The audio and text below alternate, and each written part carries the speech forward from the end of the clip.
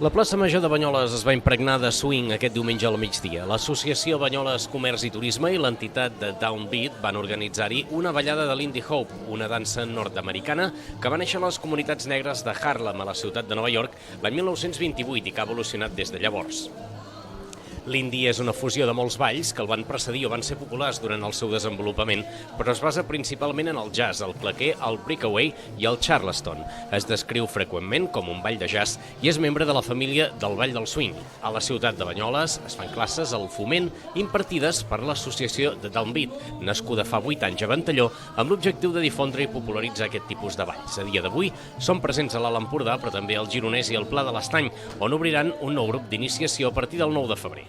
Dins aquesta tasca de difusió del Lindy Hop van organitzar la ballada d'aquest diumenge a la plaça Major, que va aportar un toc d'alegria en ple centre històric i va despertar també la curiositat de molts. Des de l'entitat es mostraven encantats amb la resposta que havien tingut.